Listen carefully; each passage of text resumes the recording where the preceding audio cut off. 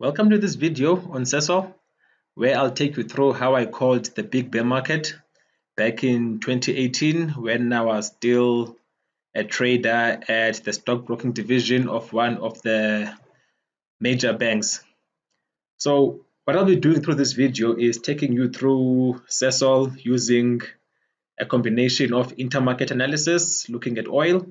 I'll be looking at fundamentals, and I'll also be using technical analysis. Now, looking at this chart here, we can see that, okay, so the orange line is the spot price for crude oil. So I'm overlaying the spot price for crude oil over the share price for SASOL. And we can see here, and this is going back to 2002, we can see that there's a very, very strong correlation between the oil price and the SASOL share price. So oil is actually the main determinant of trends in SASOL's share price. So if we just start here, so as we're going through the video, I'll be highlighting certain key events which took place during the period of this analysis, and we'll see how those events affected the trends within SASOL's share price. So let's just start here and get this to align as well. So we can see there's a very strong correlation between SASOL's share price and the oil price. Okay. So the start date of this analysis is November 13, 2012. And let's just see how the market unfolded going forward.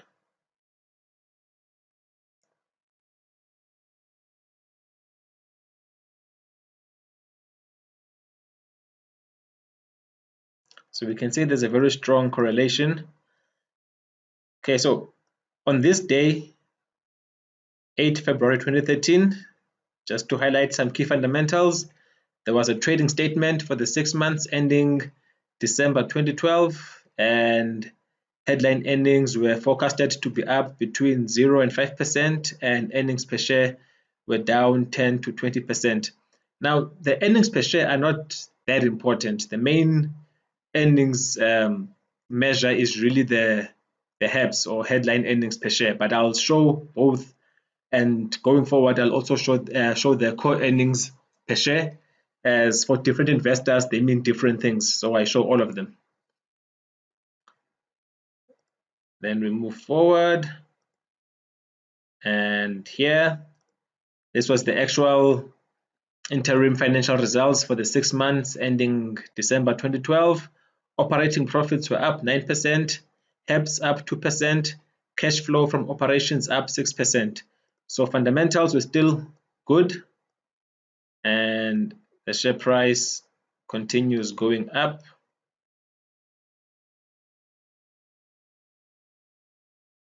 Just minimize a bit. We can see there's still very good correlation between the share price and the oil price.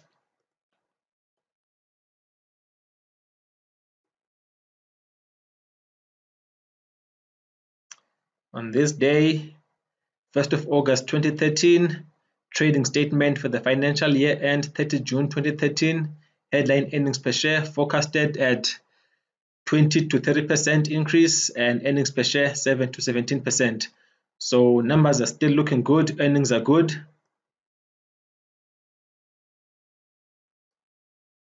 And the oil price is also playing ball, so everything is still good. And here, and push it down a bit, 9 September 2013, these were the final results for the financial year end 30 June 2013. Operating profit up 26%, which was a record. Headline earnings per share up 25%. Cash generated from operations up 24%. So still, the numbers are looking fantastic. And just for the record, just for clarity, at this point in time, there was no discussion or mention of Lake Charles. So the Lake Charles effect is not yet factored in the market. There was no talk or discussions or anything final on the Lake Charles project at this stage.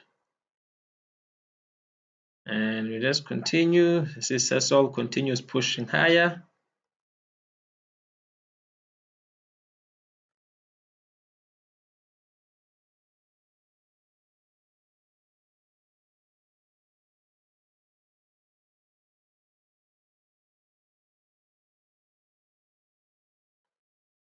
And as we move forward, we can see here at this juncture, there's a disconnect between the oil price and the share price. The oil price starts to move lower, but the share price continues moving higher a little bit. So this is the thing with correlations. They're not fixed, they're not perfect. Sometimes they converge, sometimes they diverge, sometimes they move together.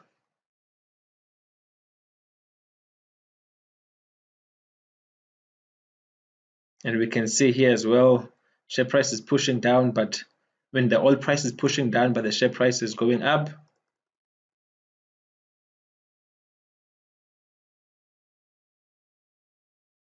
And then what we have here on the 14th of February 2014, trading statement for the 6 months ending December 2013, headline earnings per share forecasted at 22% to 28% increase, earnings per share between 0 and 6% increase. So the earnings numbers still looking good.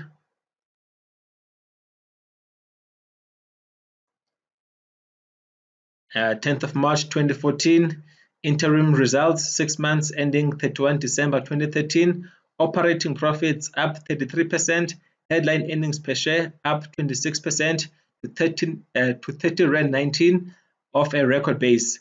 Cash generated from operations up 50%, and there was also a record interim dividend of 8 Rand per share, which was up 40%. So the numbers are still fantastic, and the share price just goes on and on and on. It just rallies.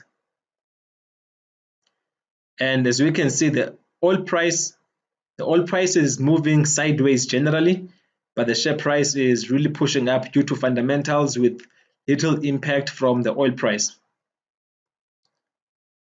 And then the market goes on, and it goes on to peak at 652 Rand 99 cents. So if we take a look at this period holistically,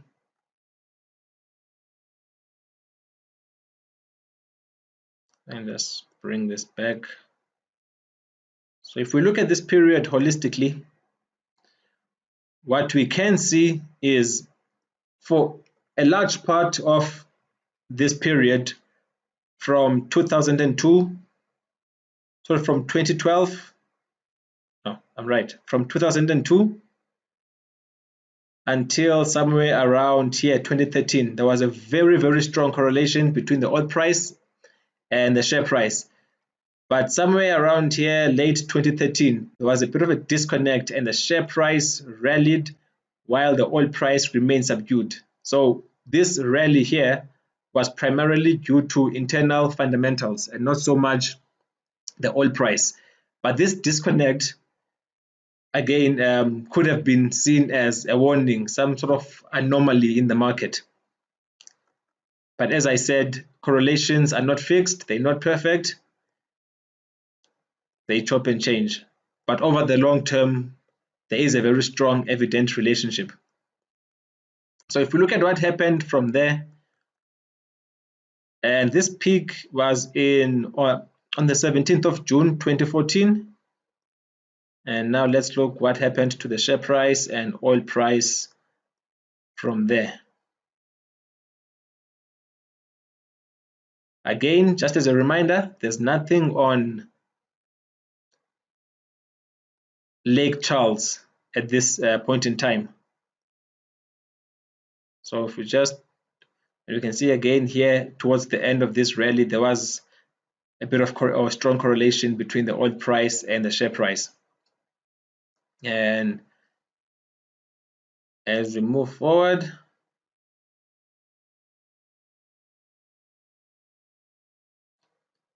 August 2014, trading statement for the financial year end 30 June 2014, headline earnings per share forecasted between 11% to 17% increase, earnings per share 9% to 15%. So again, numbers are still good, and as we move forward, and you can see that the oil price is starting to move down aggressively, but the share does push up a bit. But on this day, 8 September 2014, the market pushed up but didn't take out the previous high at 652.99. And on this day, 8 September 2014, results financial year end 30 June 2014, Synfuels production volumes of 7.6 million tons was the highest in a decade. Headline earnings per share up 14% to a record of 60 rand 16 cents. Total dividends 21 rand 50 per share, up 13%. So at this stage, fundamentals are still excellent. New record production, profits are up, but the market doesn't push much higher. Instead, it starts to turn around and follow the oil price. So what we have here,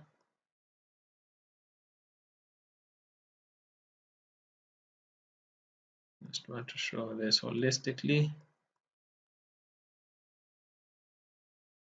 can see the oil price was already pushing down, and not too far after that, the share price started following suit as well. You can see the oil price is starting to push down aggressively,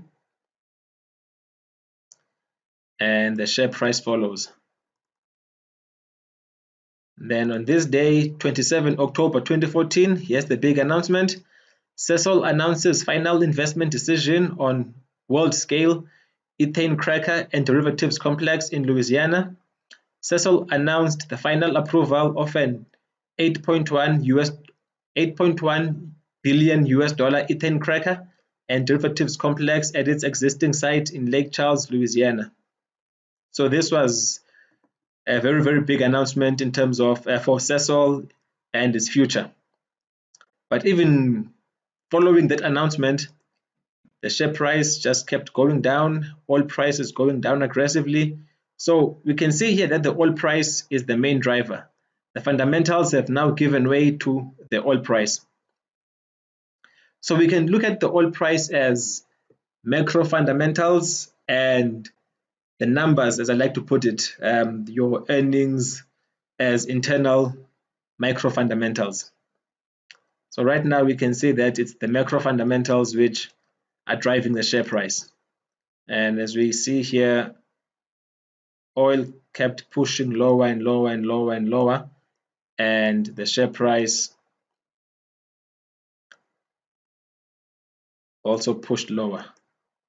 Okay, so a short-term bottom or a major bottom was then found here at 360, and what we saw from this bottom was for the next 2 years and a couple of months, the share price started moving sideways.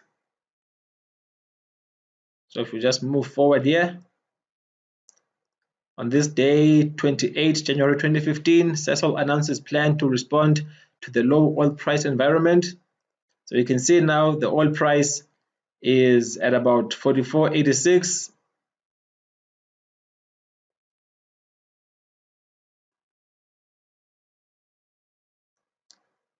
And here, 6 Feb 2015, trading statement for the 6 months ending December 2014. Headline earnings per share between 3% to 9% increase. Earnings per share between 51 to 57%. So again, earnings are still positive.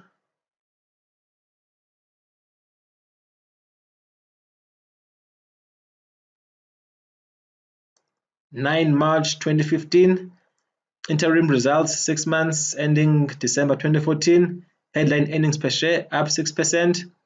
And an update, Lake Charles Chemicals project making good progress. So no issues yet on Lake Charles. Everything is still looking good. And the market generally moves sideways. So if I just show this like this. You can see there's a very, very strong correlation between the oil price and the share price.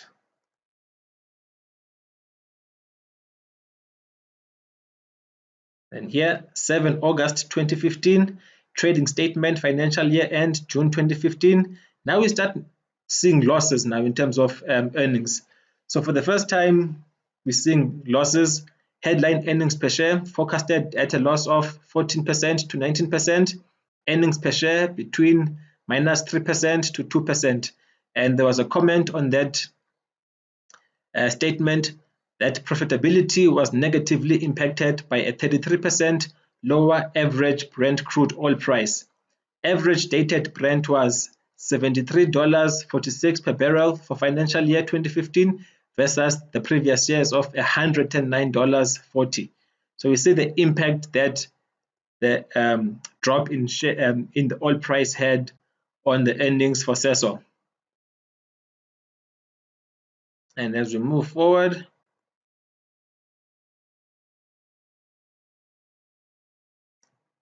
here, 7 September 2015, results, financial year end, June 2015, headline earnings per share down 17%, update on Lake Charles, making good progress with 80% of funding secured. So some good feedback from Lake Charles, no issues as yet.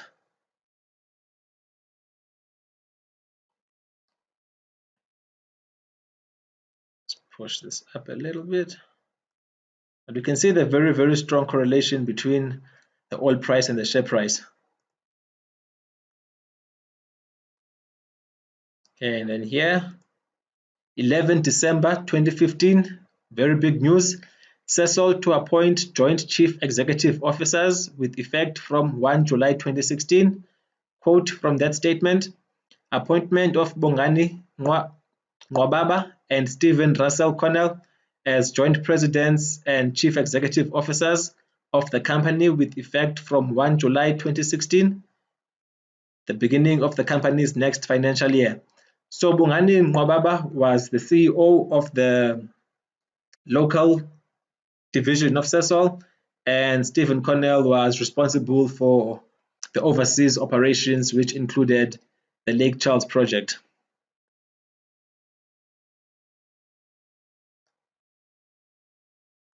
So again, here we see a bit of decline in the oil price and the share price. 28 January, trading statement for the 6 months ending 31 December 2015. There's a comment in that statement. Our business performance was negatively impacted by challenging and highly volatile global markets, marked by a steep decline in global oil and commodity chemical prices, partly offset by a weaker rand exchange rate. Headline earnings per share forecasted at a loss of 23% to 28%, and earnings per share loss of 62% to 67%. So we can see the impact that the oil price has now on SASOL. It started to report losses as well. So the fundamentals, or the micro fundamentals now, the profitability, the operational performance is being affected severely by the oil price. And here, 7th of March 2016, interim results, 6 months ending 31 December 2015. Headline earnings per share down 24%. This is in spite of the oil price being down 47%. So under the circumstances, not too bad, but losses either way. And Lake Charles Chemicals project progressing. And again, we see a bit of up and down trading. Okay, a bit of volatility on that day. See what happened here. 6 June 2016, trading statement for the financial year end 30 June 2016. Headline earnings per share forecasted to be down 10 to 30%. Earnings per share down 53 to 73%. And the comment there is the volatile macroeconomic environment, in particular lower crude oil prices, has had a significant impact on earnings. So again, just the impact that the oil price has on SASOL is immense. Let's see what the market does after that. Continues to trend lower. Oil price also starts to trend lower. And here, 23 August 2016, outcome. Okay, I think I missed something here. Capex. Okay, I missed this top one. So let's just go back to the 6th of June.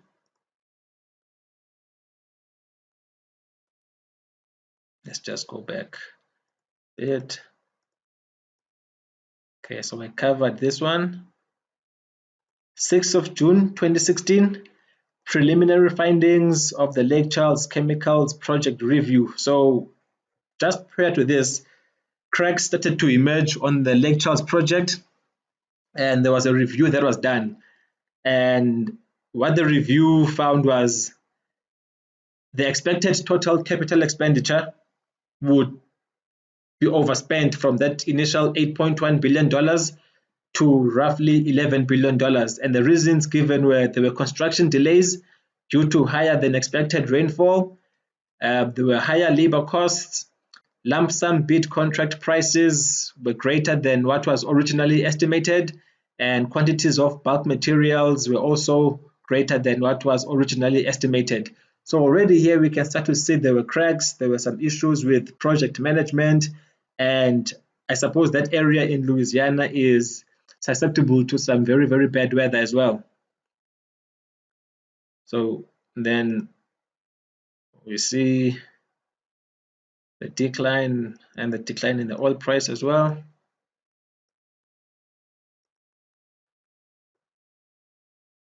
And here, 23 August 2016, outcome of the LCCP review, which basically confirmed that the capital expenditure is now forecasted at 11 billion from 8.1. So that is a massive 2.9 billion jump in capex. And then here, 12 September, results financial year end 30 June 2016. Lake Charles project 50% complete, headline earnings per share down 17%, while the Rand oil price was down 25%. So again, if you're looking at it from a relative perspective, not too bad, but losses nonetheless.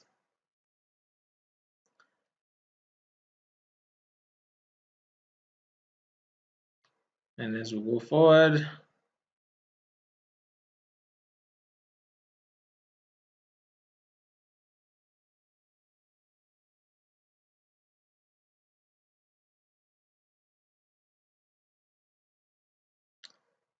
here, 8 December 2016, hedging of financial risks. So here there was a board-approved policy with regard to hedging of financial risks. This was to mitigate specific risks and provide protection against unforeseen movements in interest rates, currency movements, commodity, and final product prices. So I'm not sure prior to the date when we started this analysis if SASOL ever had a hedging strategy. But from this, it seemed like this was the first time they were hedging. I could be wrong, but previously there was no further comment or mention about hedging unless they did it prior to the date on which I began this analysis. But anyway, low oil prices are very low, and good thing that at least now they start hedging the oil price.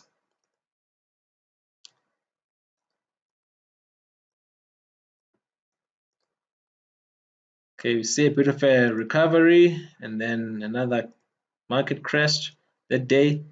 26 January 2017, trading statement for the 6 months ending December 2016. Earnings per share up 12 to 22%, but headline earnings per share, which I did mention is the more important measure, down 34 to 44%. This and a comment there. We've seen a steady and continued recovery in global oil and product prices during the period under review, but still the headline earnings were down 34 to 44%. So tough trading conditions for SASOL. And you can see here again, oil prices moving generally upwards or sideways, but the share price tumbles. And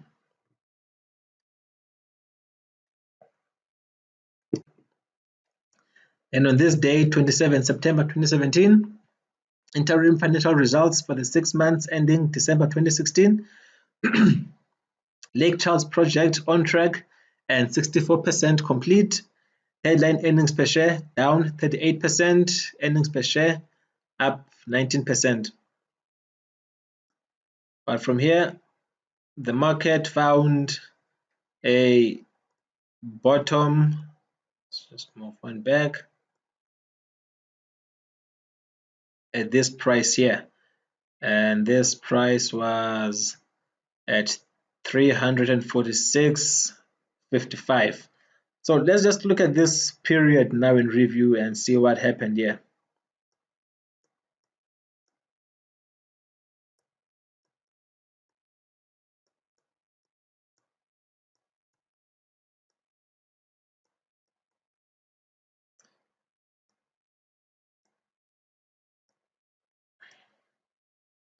So what we can see here is the oil price, as much as it was trending lower initially and started picking up, is trading in a very, very tight range. And so did the share price, as we can see here. And just zoom in. If I look at this period and just box it in, starting around here,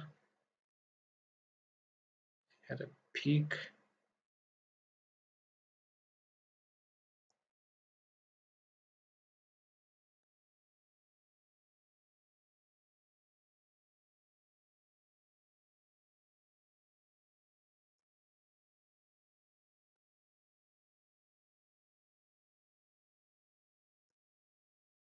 Okay, so if I look at this period here, we can see it was a very wide range, but the movement was generally sideways.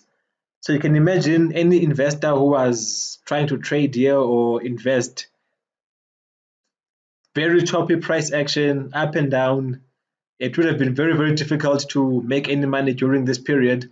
And this period lasted for just over 2 years. We can see here this bottom was in January 2015, and this bottom was in March 2017. So 2 years and a couple of months.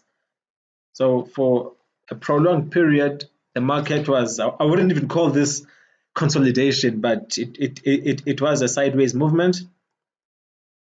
Perhaps you can say it's a consolidation, but just a very ugly one. So from that bottom,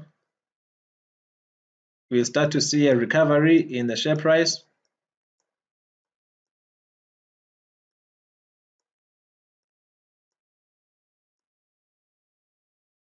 Let's also see what oil did during the same period. Okay.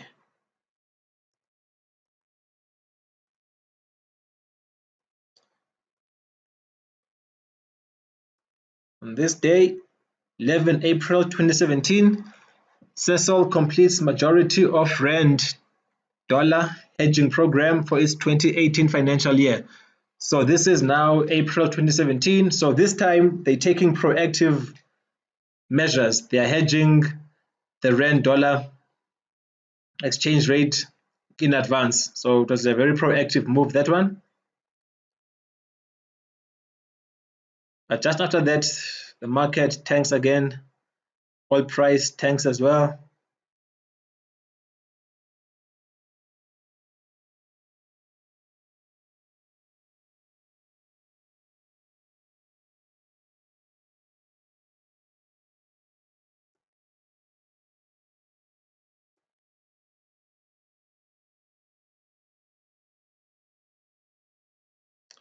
Then here, 25 July 2017, trading statement, financial year end, 30 June 2017, earnings per share up between 48 to 58%, but headline earnings down 11 to 21%.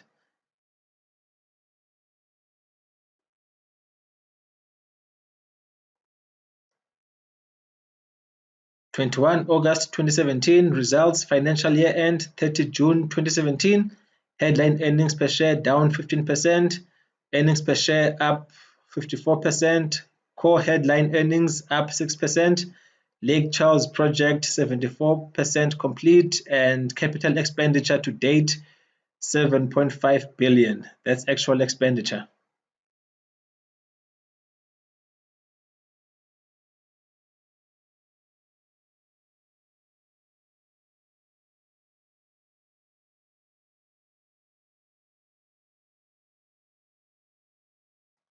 And we see the oil price is starting to accelerate again, and the share price follows suit.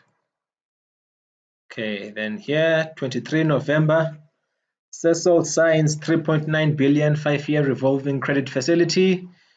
SASOL has increased its existing $1.5 billion revolving credit facility to 3.9 and extended the maturity to 5 years with the inclusion of 2 further extension options of 1 year each. So again, further debt, more gearing for SASOL. 24 November, bad news start coming in now, thick and fast for Lake Charles. More cost overruns for SASOL's $11 billion Lake Charles project, with the headline, a blow for investors who expected the investment in Louisiana would be an earnings fillip. So this was an online article, but the sentiment is starting to be a bit negative now.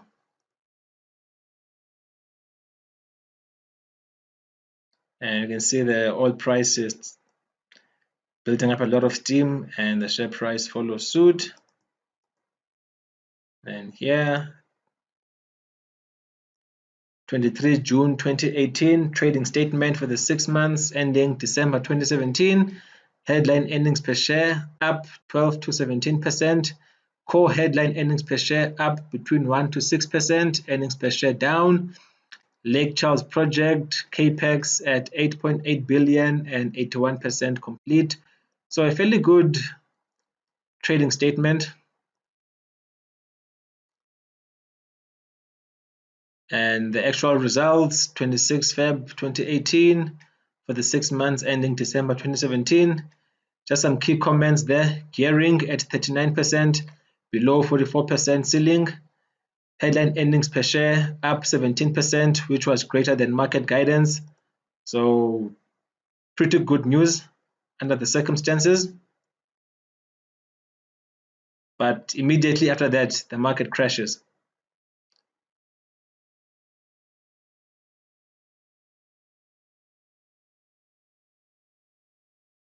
And here, 26 Feb, SASOL looks to offload around 11.5 billion in assets. So now, just to create some cash flow, SASOL is looking at selling some assets. And from there, the market starts to rally as the oil price also starts to push up.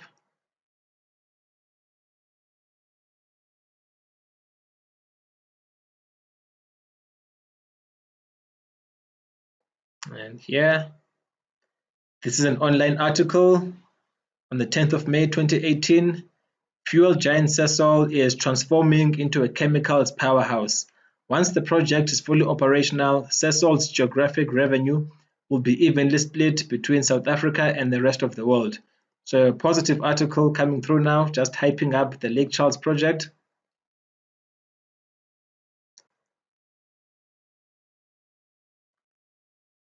And we see again a bit of momentum in the oil and share price, minor correction.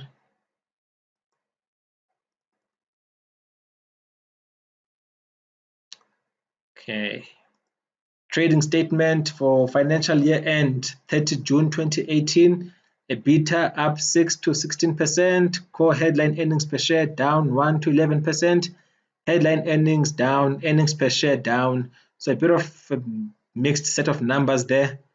Later on that day, an article had the following headline: SASOL sees profits falling up to 11% on 16 billion rand of charges. Rand strength during the reporting period also negatively impacted operating profit and earnings per share. So not only does SASOL have to contend with the oil price, but also the rand dollar exchange rate is also crucial. And going forward, what we have here, 20 August 2018, results for financial year end 30 June 2018, operating profit at 17.7 million, down 42%, EBITDA up 10%, but the core headline and headline earnings both down.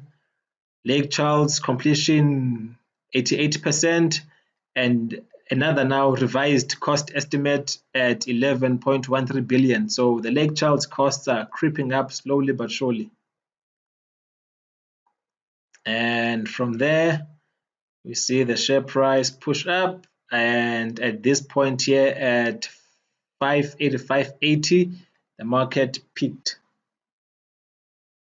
for a high, but we can see here there was a bit of a disconnect between the oil price and the share price. Oil price trending lower, but the share price continued higher. So let's just take a more holistic look now again for this period under review.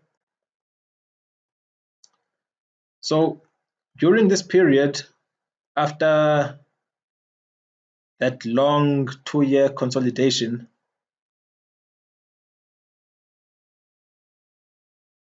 we can see from here the general trend was up. The general trend was up.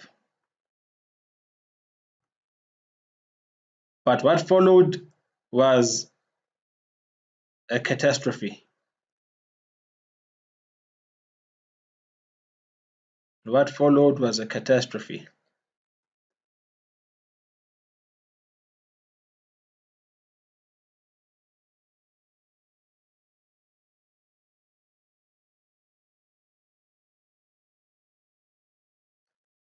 So let's see what happened from this peak.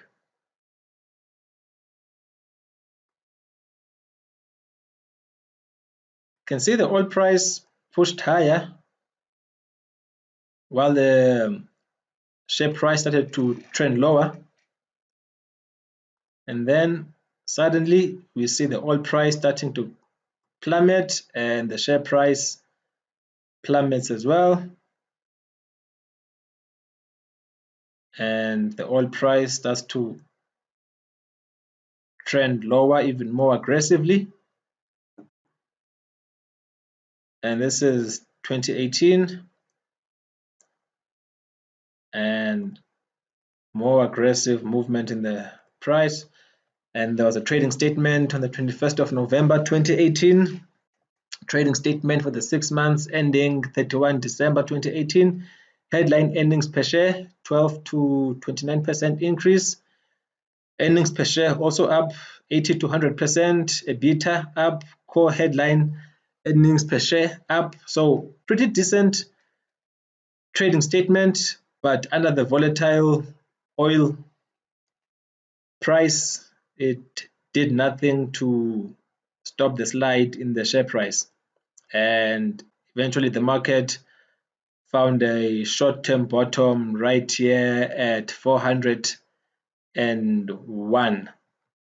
Now this is where I want to take a bit of a break, and this is actually where in my days as a trader at the firm I referred to earlier, I actually started taking an interest in SASOL.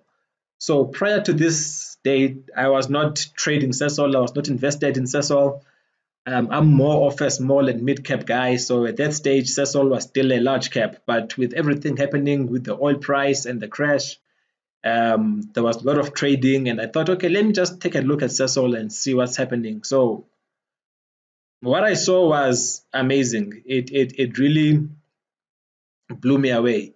And before I show you what I did and what I saw, what was quite a coincidence is, as I mentioned, I worked at the stockbroking division of one of the big banks.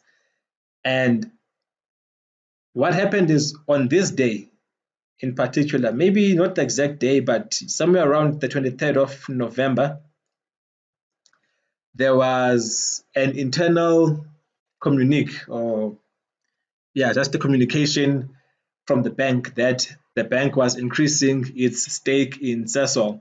And the rationale around that was based on the projections that the Lake Charles project, once complete, was going to add in terms of value.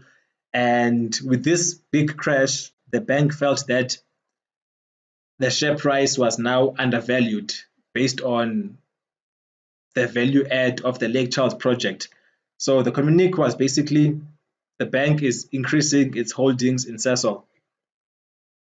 A couple of weeks prior, I had been doing my own research and analysis on SASOL, and it was a coincidence that on the same day, literally a few minutes after that communique was sent out, I then sent out my analysis, also sent it out internally, and it went against the house view. It went totally against what the bank was doing. And I remember that day, my manager was very uncomfortable when I sent it out. But here's what I saw. So after this crash, whenever I do market analysis, I always look at the long-term charts first, monthly, weekly. But on SASOL, I went straight to the weekly chart. And what I saw was scary. It was scary. So looking at this chart, any technician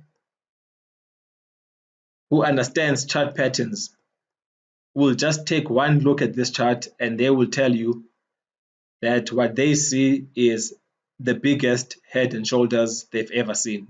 It is the first thing I saw. It just jumped out at me and I nearly fell off my chair. So what I saw was, well, I need to draw a neckline here.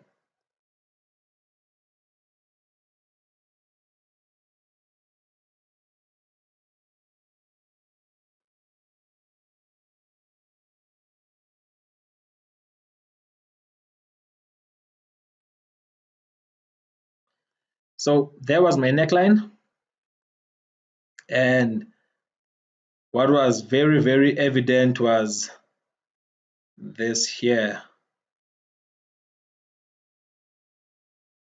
What we have here is a left shoulder.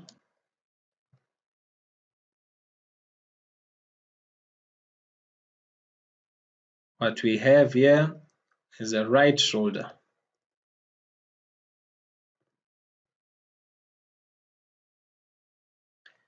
And what we have here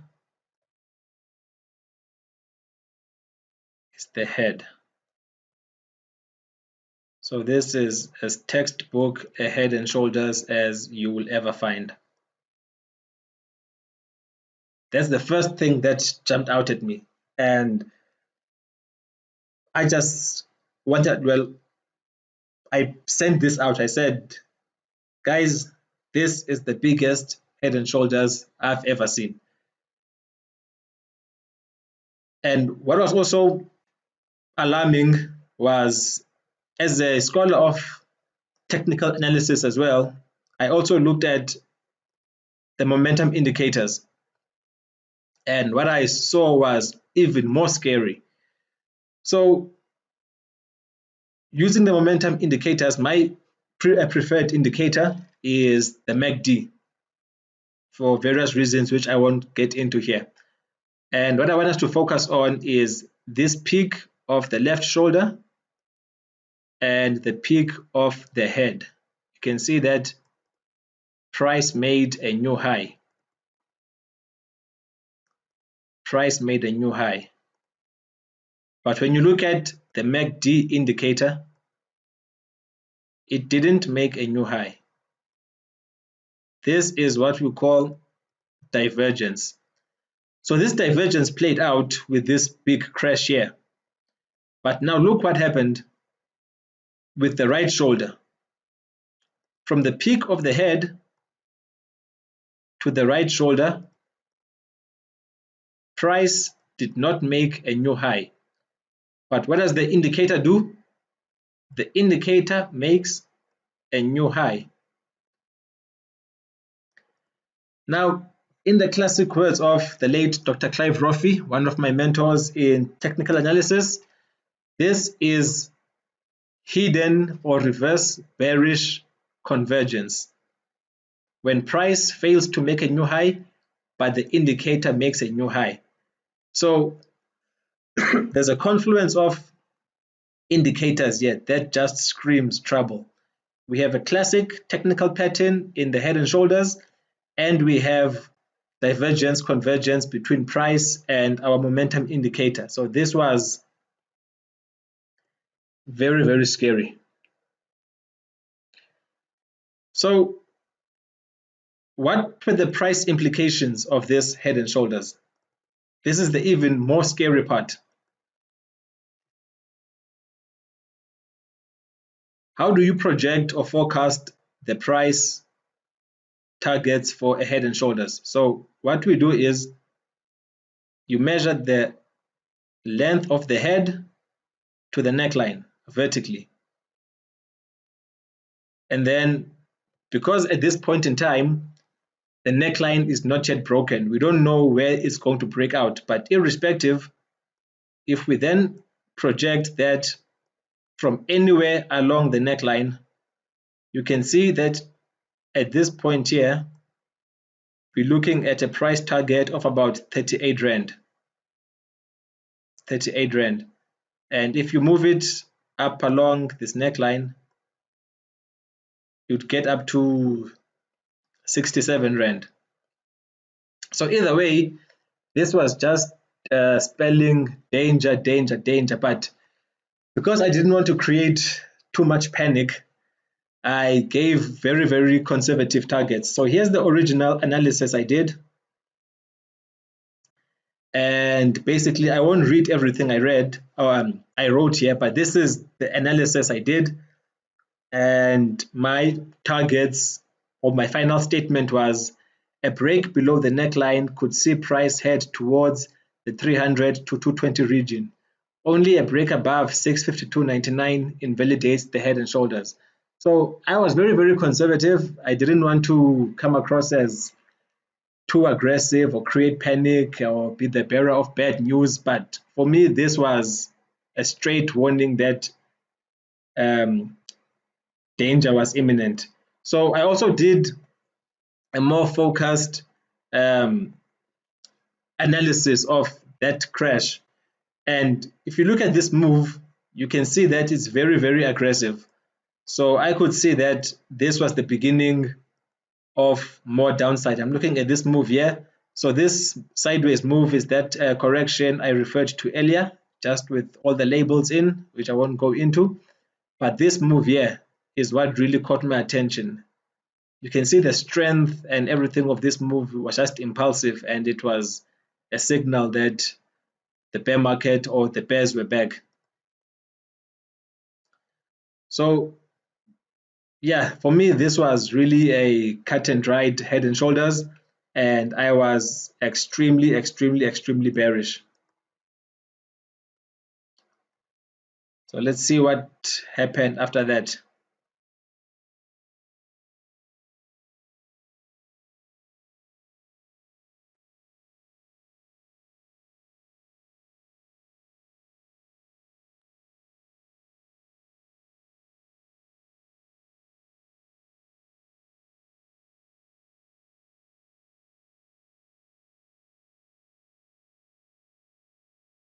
Oh, this is show the old price as well.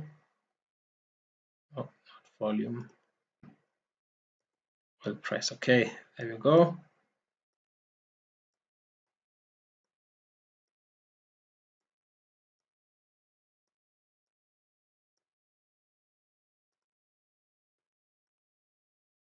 And here, fairly detailed trading statement update, December 2018.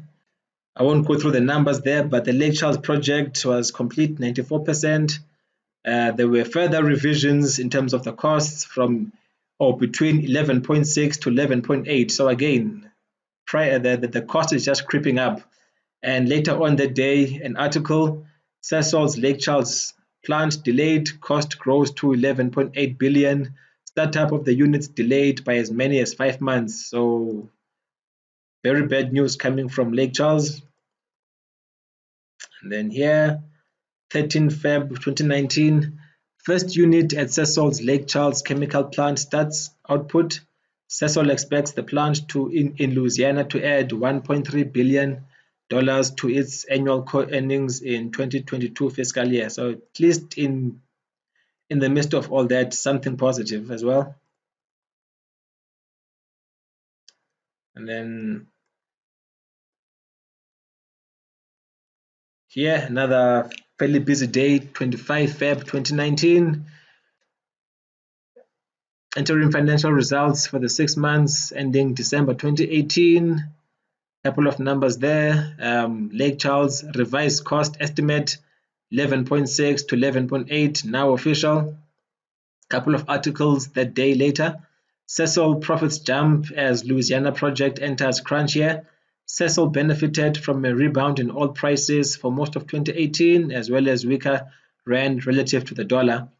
And later on the day, SASOL posts positive earnings, but Lake Charles sees delays. Company warns of slower future earnings due to delays at Lake Charles.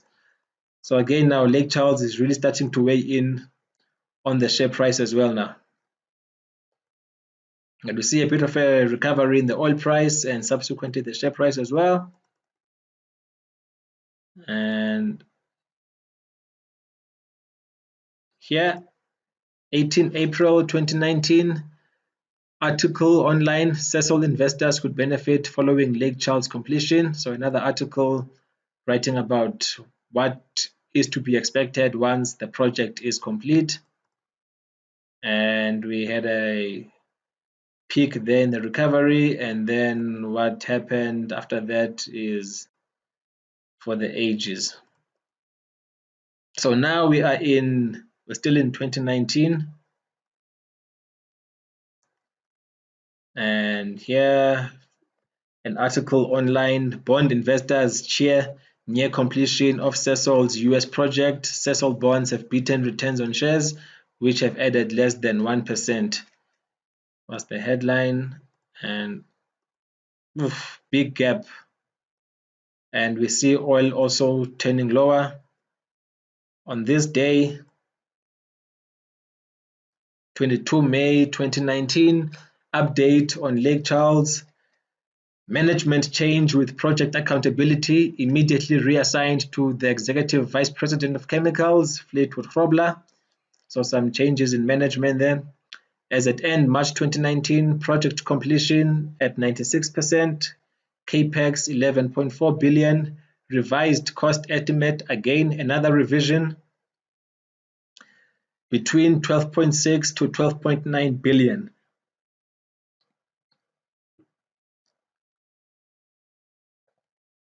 So again, here we see costs just keeps creeping up. Later that day, another article, SASOL shares down 12% as Lake Charles project costs balloon.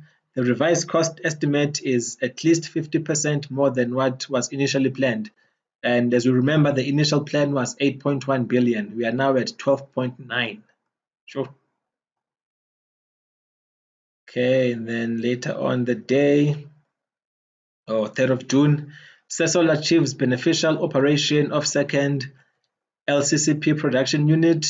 The EO facility achieved beneficial operation on the 31st of May 2019. The combined EO-EG unit is the second of the 7 production units to come online. So some positive news, but we can see now at this point that the share price has actually broken the neckline now. So the head and shoulders formation is now validated. And what we have here is what we call a last kiss. We see price push up against the neckline, retest the neckline, but don't break or get rejected at the neckline and price starts to fall again.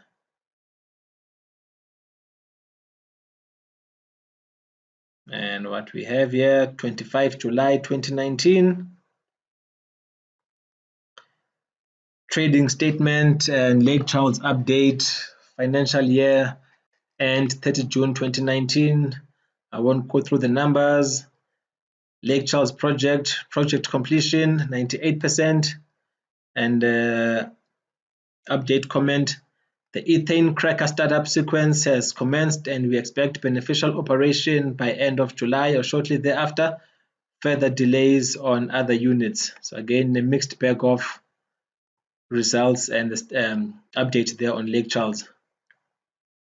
And the share price just tumbles lower, and we hit a bottom at 233.93. This one, yeah, 233.93. So let's just take another review now of what happened now during this period. So we had this recovery and then price continued to crash. And again, for most part, there was a strong correlation between the oil price and the share price, except maybe here where there was a bit of a disconnect, but the internal fundamentals were horrible, especially the updates on Lake Charles. So Lake Charles was really starting to weigh down heavily on the share price. And from there on, we'll see a bit of a consolidation. We'll go slow on this one. There's a lot of events that took place. Let's start here. 26 August 2019, update on Ethane Cracker unit. Ethane Cracker startup initiated in July 2019, a technical challenge relating to a large heat exchanger.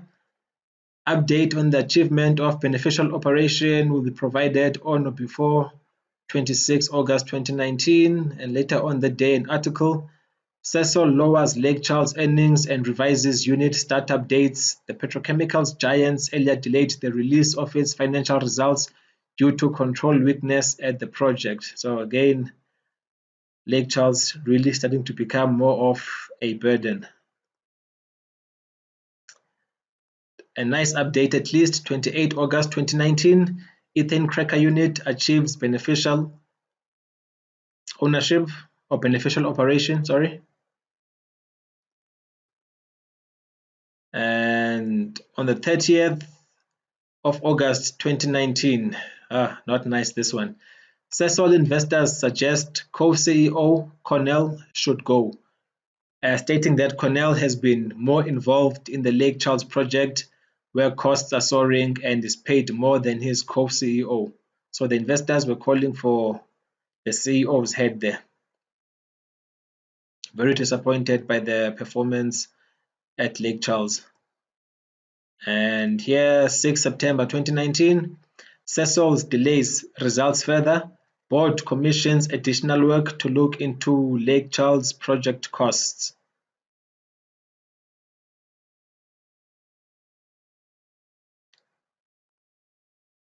18 September 2019, SASOL is set to plan sale of its SA coal mining units. This again to raise cash.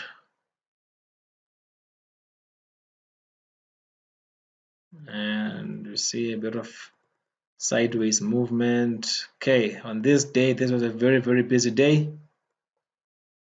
Let's see what happened there. So first thing, results year end 30 June 2019.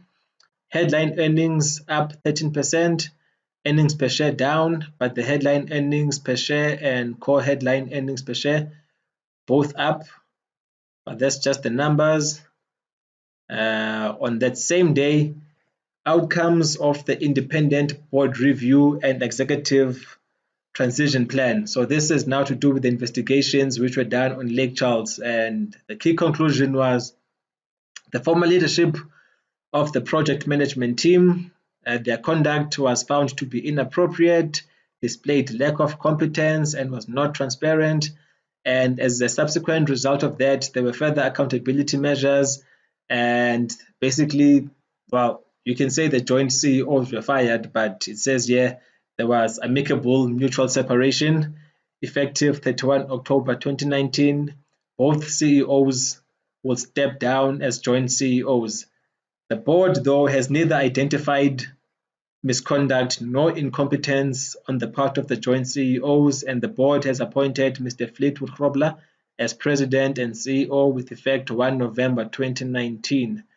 So both CEOs got fired. I don't know why the local CEO was fired. I haven't done my research on that, but bottom line is both CEOs were fired or resigned or amicable separation, whatever you want to call it. Later on during the day, there were a lot of articles online, headlines, SASOL's Lake Charles blunder costs co-CEOs their jobs, senior executives facing disciplinary action, investigation found serious mismanagement, tarnishing the reputation of the whole company. And later on the day, another headline, SASOL optimistic, the worst is behind it. Lake Charles expected to be state-of-the-art and world-class once brought online, says CEO designate Fleetwood Grobler. So Fleetwood is already taking or doing the duties of the CEO at this point. Oh, rough times. Okay. And we can see the oil price is pretty steady, just moving sideways. And then here, 25 November, trading statement for the 6 months ending 31 December 2019. Headline earnings per share down. Earnings per share down, but yeah, under these circumstances, I don't think the numbers are going to make much difference. And here, 17 December, SASOL's Ethane Cracker successfully replaces acetylene catalyst and increases ethylene production rates. Some good news there. Later on the day, online articles, SASOL share price climbs over 10% on Lake Charles update. SASOL said the ethane cracker is increasing production following the replacement of its acetylene reactor catalyst. So at least some positive news, and we saw the market on that day spiked up a good 11%. But that was short-lived. As soon after that, the market hit a temporary or a peak. And what happened after that was another collapse of epic proportions. And we are now in December 2019, going into 2020 with the COVID as well. So what happened after that was horrific. Just as they thought the worst was over, new CEO and all, the market has other ideas. Just prepare this. Okay, let's see what happened after that. 14 Jan 2020, SASOL confirms incident at low density polyethylene unit. On Monday, 13 January 2020, American time, SASOL experienced an explosion and fire at its LDPE unit. The new LDPE unit had not yet achieved beneficial operation as planned. In December 2019, the unit was in the final stages of commissioning and startup when the incident occurred.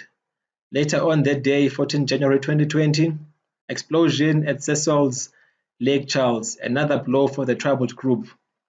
Now, for those who don't know, my background is in engineering. I am a certificated engineer. I worked in mining for over 10 years, and I can relate to these commissioning issues. They do happen, and sometimes when they go wrong, they can go horribly wrong.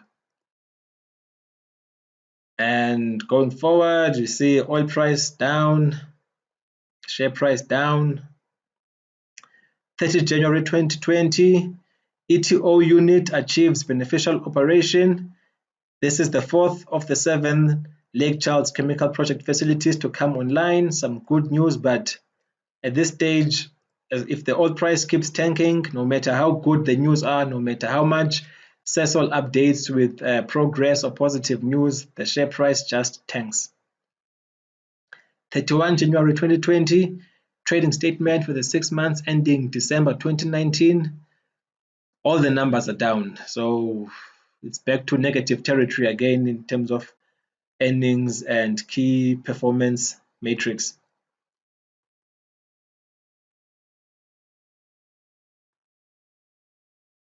Couple of updates on this day, 24 January 2020.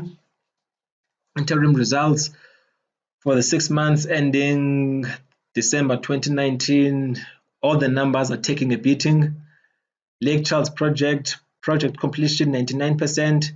Beneficial operation of the LDPE unit to be delayed to the second half of calendar year 2020. And we are still in February 2020, but further delays.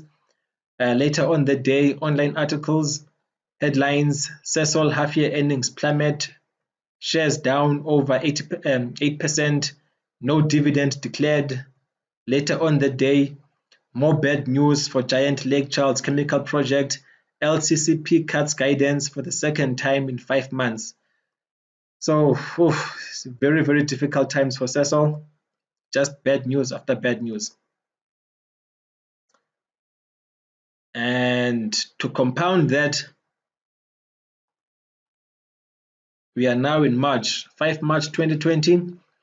Rand falls after South Africa confirms first coronavirus case. SASOL was the biggest decliner on the blue chip index, falling nearly 9% as oil prices continued to drop with no end in sight due to the spread of the coronavirus globally. So just so much to deal with for the company, but unfortunately it is what it is, and the share price just continues to tank from there on, gapping aggressively on that day, and that was due to the oil price gapping that day as well. And more bad news. SASOL share price halves, drops 100 Rand in a week. Chemicals and petroleum group knocked by coronavirus jitters and falling oil price. That was an online article. And just more and more downside. 11 March 2020, SASOL is this week's worst emerging market stock so far, following the oil price crash and concerns of a potential rights offer. So now rights offers being put on the table, desperate times to raise cash. Update on market volatility. So this was sent out by the company, and this is a statement from, or a quote from that statement. The unprecedented set of combined challenges driven by COVID-19 and the significant decline in the oil price have come at a time when SASOL is in a peak gearing phase as the company completes LCCP. Timing really couldn't have been worse. And then later on, 13 March, online article, SASOL jumps nearly 30% as oil price recovery sparks buying. Wasn't really much recovery, but anyway. 15 March, another online article. South Africa has another debt crisis. SASOL races to raise cash. The cost of insuring the company's debt has almost tripled. Wow, that is very expensive. Update on SANS, 17 March. Cash generation plan, further disposals, potential rights issue. And later on the day, an article based on that SANS announcement. SASOL prepares SA's biggest rights issue in decades. Company expects to raise 99 billion Rand by the end of its 2021 financial year. So this was really, really desperate times to raise some cash. And the market then went on to bottom at 20 Rand 77. So we're here now. Let's just take a holistic look again. And let's see how this whole crash has unfolded. Can hide the oil price here.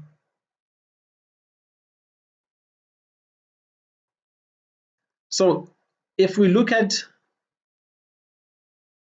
this move, I'll just show it briefly. For me, as an electrician, this is a textbook 5-wave decline. I take it here, 1, 2, 3, 4, 5. We have 5 waves down. Now, what is the implication of this? Coming back here, we had this big drop, we had this sideways move correction, and now we have this 5-wave decline.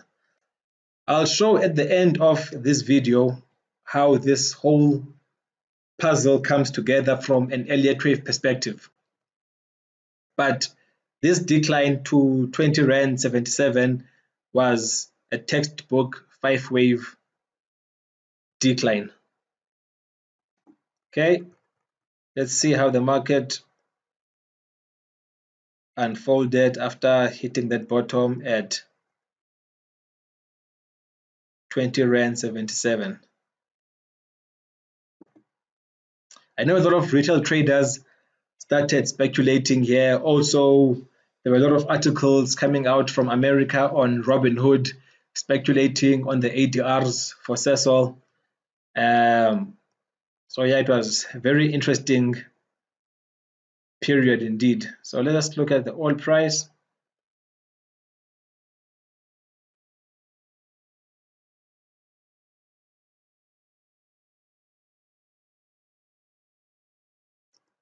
Okay.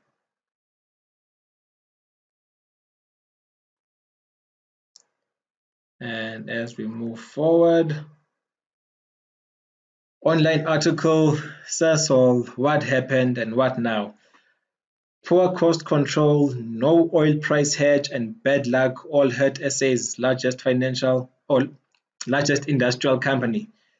Strange that during this period they didn't have any hedges. I didn't do my research to find out why they didn't. That was just the headline. And later that week, SASOL jumps after locking in fuel prices. Share rise as much as 24%. So at some point they did do some hedging, and price rallied a bit. SASOL cuts production sales target on coronavirus impact.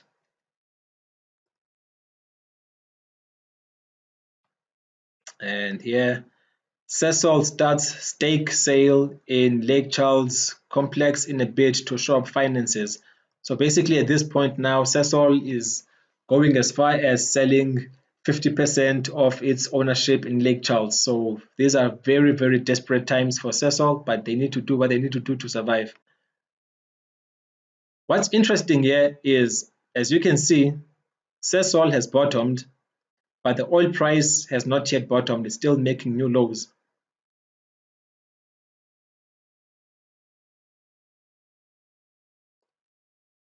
Then here, SASOL to MAL adding pipeline, Qatar plant to disposal plan in effort to reduce debt pile. So some more sales, asset sales there. Trading statement, financial year end, June 2020. Numbers are down. Later that day, article online. SASOL slumps as lower oil prices, virus crimp full year profit. High debt levels and falling oil prices weigh.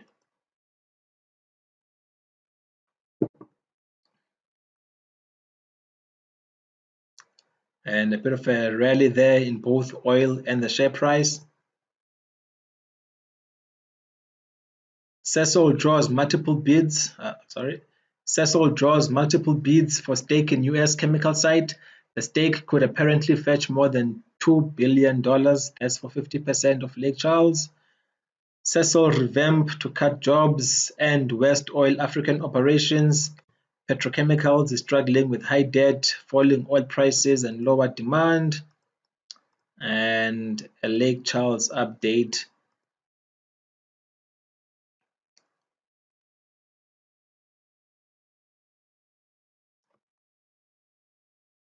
Geurbet unit achieves beneficial operation. Some good news there. And it says the unit achieved beneficial operation on 19 June 2020. This means that 100% of Lake Charles specialty chemicals units are now online, and 86% of total nameplate capacity of Lake Charles is operational. The Geurbet unit is the 6th production unit to be brought into operation. The last remaining unit to come online at Lake Charles will be the LDPE plant, which was damaged during a fire in January 2020. This is on track for beneficial operation by the end of September 2020. So a very, very positive update coming out of Lake Charles. It seems like things are now starting to hit the finish line. Let's go on. SASOL to sell stakes in Mozambique pipeline power plant in a bid to pay off its debt pile, so more asset sales.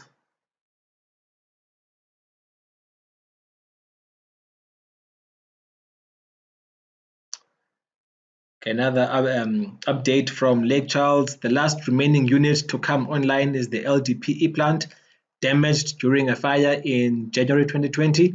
Repair work is ongoing and the unit is expected to achieve beneficial operation before the end of October 2020. There were challenges relating to the restoration process, resulting in a slight delay to the previous market guidance of a beneficial operation date before September 2020. So a slight delay. Project completion 99%. Capital spent at 12.7 billion. And here another massive sale, disposal of air separation units. This is the units in Secunda being sold to Air Liquide for 8.5 billion rand.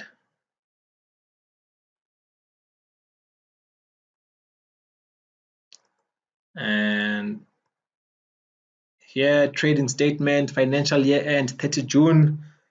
Major impact of COVID-19 and severe decline in oil prices has led to some epic losses. We can see earnings per share, headline earnings, adjusted EBITDA down massively. Later on the day article, SASOL warns of annual loss, lower global chemical and refining margins, and the 18% drop in the rand oil price hurt earnings.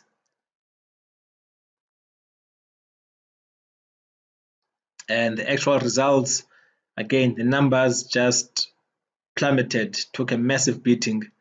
SASOL reports annual loss as Lake Charles unit delayed, lower demand and prices due to COVID-19 compound problems at the US project. And here, SASOL shuts troubled Lake Charles plant in hurricane's path. SASOL shut its Lake Charles chemicals project due to Hurricane Laura, which made landfall earlier Thursday on the US Gulf Coast. This is really a fascinating project. So it's the rand, dollar exchange rate, it's the oil price, it's costs, it's very, very bad weather, including hurricanes. Yeah, this will make really for a good event study.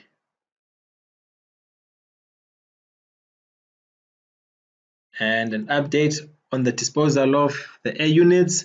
Negotiations with Air Liquide have been concluded and the sale agreement is now in place, which is very good news. Another update, divestment of 50% interest in Lake Charles and the creation of the joint venture with LyondellBasell, and basically saying that the deal has been concluded for 2 billion and it's going to be a 50-50 joint venture. So during this period, we can see we had a bit of a nice rally in the share price as well as oil.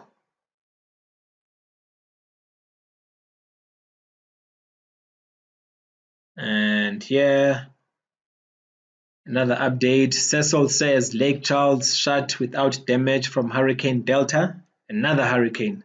Delta is the second major weather system to strike the vicinity of the complex in less than 2 months. So yeah, very, very interesting area, that Louisiana region. Oops, okay, just made a mistake there. Let's just go back.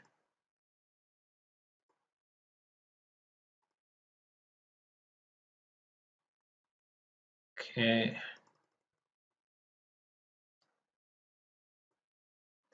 Okay, update on Lake Charles.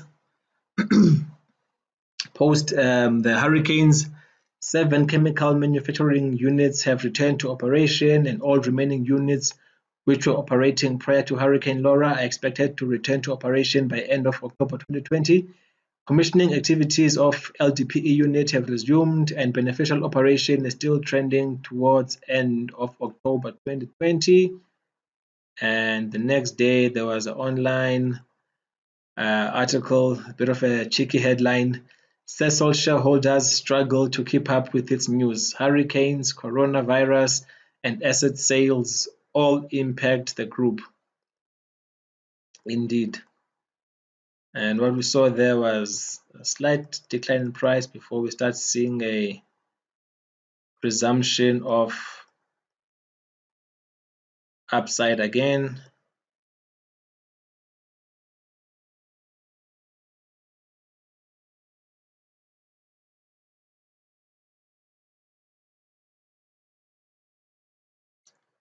Here, 16 November 2020, LDPE unit at Lake Charles achieves beneficial operation. The LDPE unit achieved beneficial operation on 15 November 2020. This unit, which was damaged in a fire during commissioning in January 2020, is the last of 7 units to be brought into operation.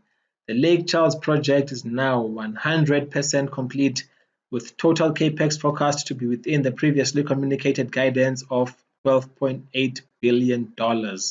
So finally, 16 November, the Lake Charles project is announced to be complete. So this was fantastic news. 20 November, just an update. SASOL shareholders approved joint venture for Lake Charles project.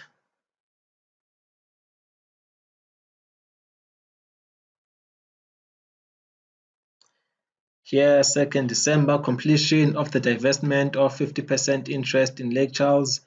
SASOL is pleased to announce that the transaction successfully closed on 1 December 2020, and the joint venture has now been established. So more positive news coming out from SASOL.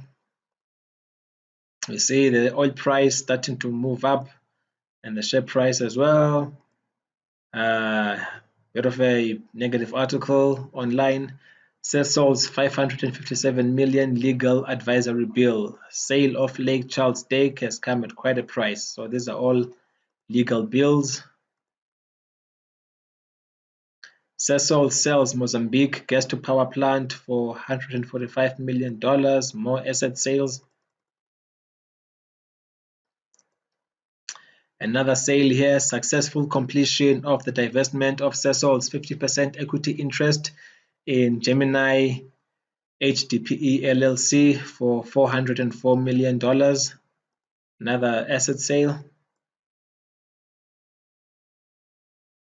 And we see the share price recover as well, while oil also moves up aggressively.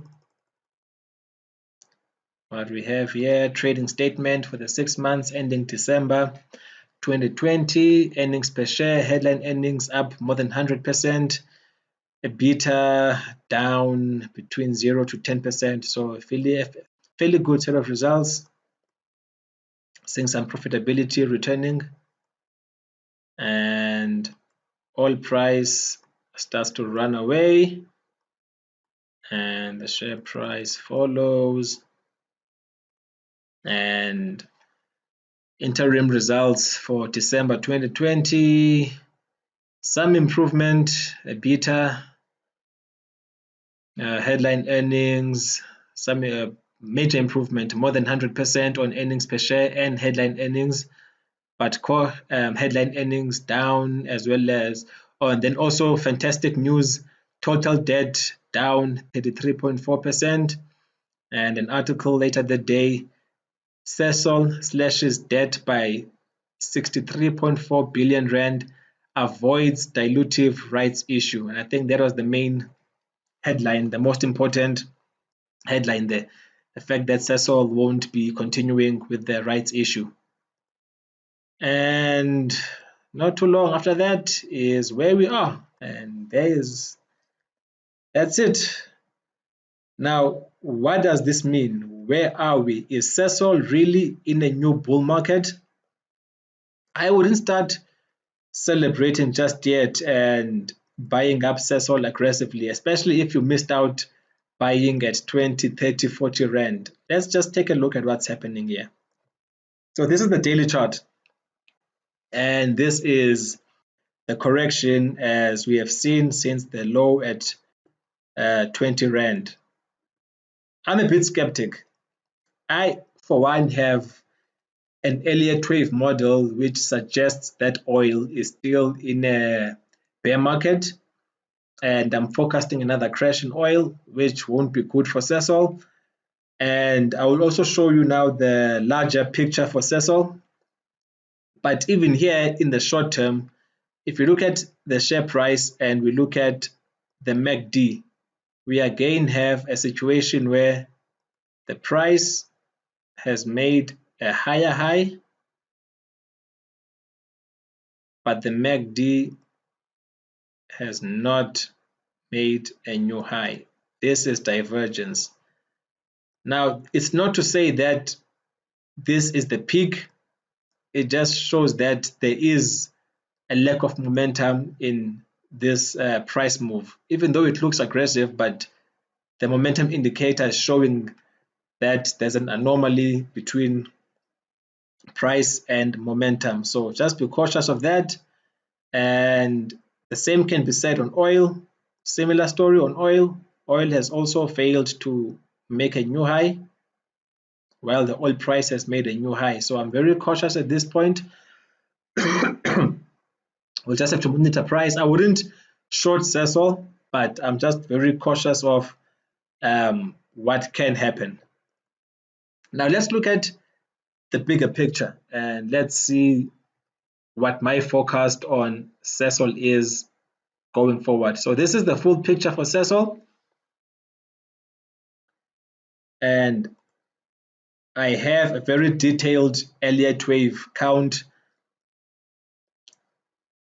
which shows everything from back in 2008 from the left shoulder. So this was the left shoulder, this is the right shoulder, and this was the head. So what I have here is an Elliott Wave count where at this peak I have labeled this bottom A, the head B, and now we are forming wave C. And wave C has to be 5 waves. What I see, and these 5 waves I'm referring to specifically is this one here.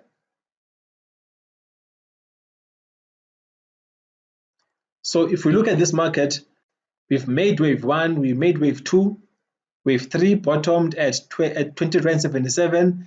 I believe this rally, this pullback, which I would then label ABC, is for wave 4.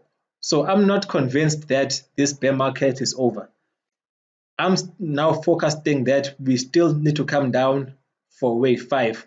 Now this wave 4 can still push up and even push up as long as it doesn't enter the price territory of wave 1, which is somewhere here around 344. So that's where I'll be monitoring the termination for wave 4. So this wave 4 can still push up, but at this juncture it looks like it wants to turn down already. And at this level, just fix this.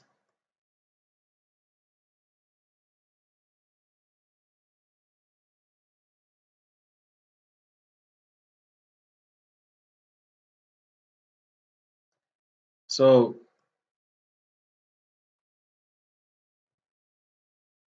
At this instance, it has made a Fibonacci retracement of 23.6 to 38.2 of this wave 3. So I'm still on the bearish side when it comes to SASOL. Sorry to say, I hope I'm wrong. This is one of those times where I really do hope I'm wrong.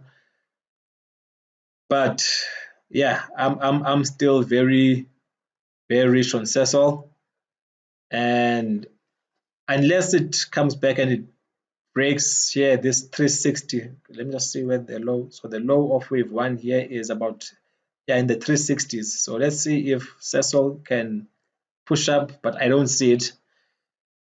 So yeah, that is the general overview, and this pattern here for ABC that I have is actually an expanding flat. So what we have with an expanding flat,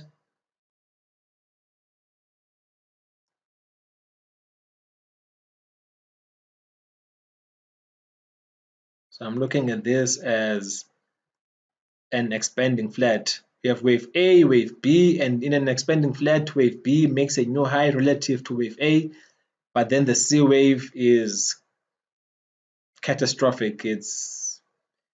And as we've seen here in SASOL. So again, just a word of caution, I'm still bearish SASOL, same as I'm still bearish oil.